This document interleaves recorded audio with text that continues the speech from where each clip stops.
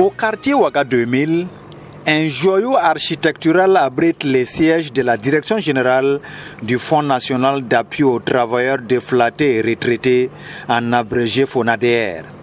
Depuis sa création, le FONADR a d'abord connu les durs moments dans un bâtiment en location au quartier d'Apoya, situé à l'arrondissement 2 de Ouagadougou. Mais depuis juillet 2021, la direction générale du FONADR occupe un bâtiment aménagé dans l'arrondissement 12 de Ouagadougou. Effectivement, nous avons quitté Dapoya pour Ouaga 2000.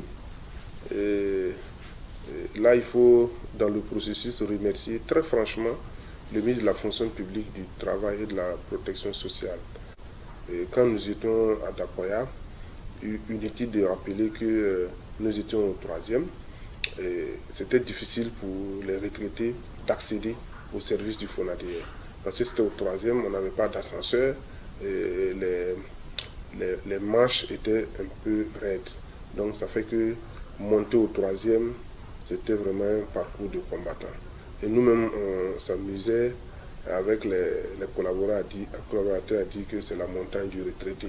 Parce que si tu arrivais quand même au 3e, la sélection était toute naturelle, quoi. Mais il ne faut pas oublier que c'est des gens quand même souvent qui ont des problèmes de genoux, des problèmes qui les fatiguent un peu. Mais il faut reconnaître que dans ce bâtiment, on n'a pas eu pas mal de difficultés parce que la situation géographique m'était difficile à identifier, parce qu'on était au milieu d'activités qui n'ont rien à voir avec des activités financières. Donc on a posé la préoccupation au niveau du ministre de la tutelle technique qui nous a vraiment compris et qui a pris le dossier à bras le corps. Et de négociation en négociation, de tractation en tractation, voilà. Et on a pu réussir et le ministère nous a offert ce bâtiment au niveau de Ouaga 2000. Même si vous rentrez au niveau du rond-point, les martyrs, le deuxième couloir à droite, là, vous allez voir la plaque du FONADR. On n'a même plus besoin de...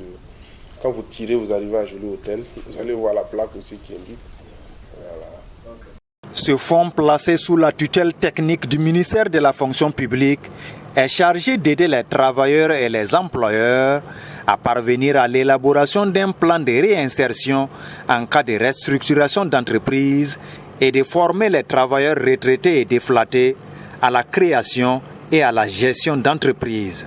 Certes, Dapoya a porté un coup sur l'atteinte des objectifs de la direction, mais de l'avis du premier responsable, désormais bien logé dans son nouveau siège de 27 bureaux, les FONADR entend s'investir au mieux pour satisfaire les usagers clients. Nous avons bénéficié d'un bâtiment de 27 bureaux.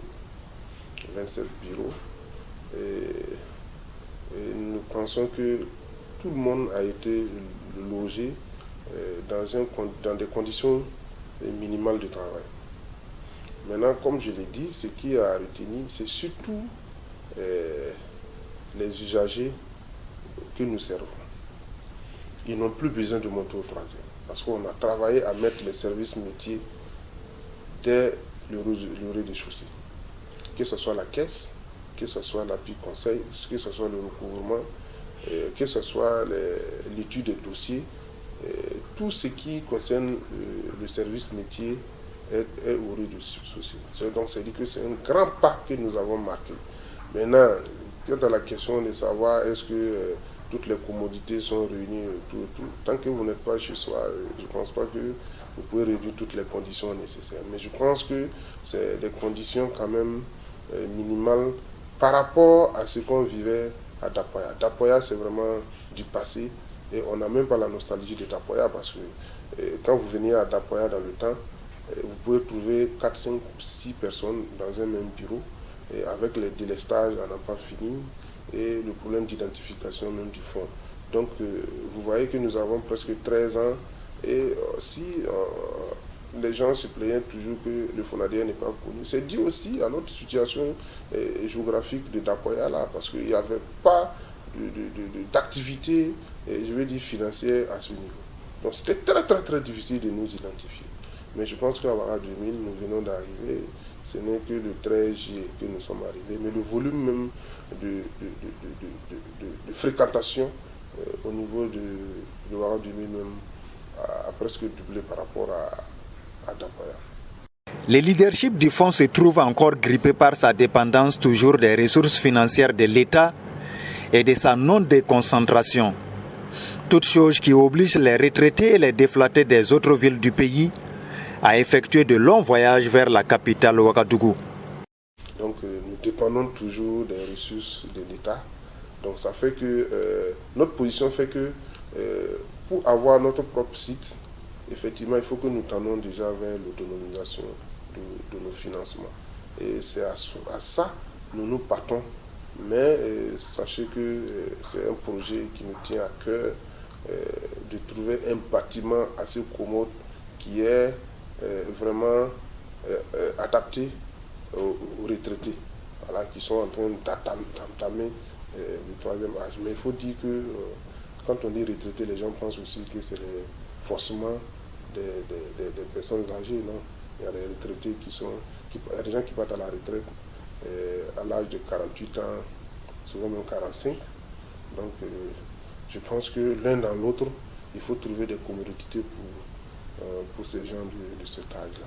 Mais notre combat aujourd'hui, c'est d'abord déjà consolider les acquis par rapport à l'acquisition de ce bâtiment.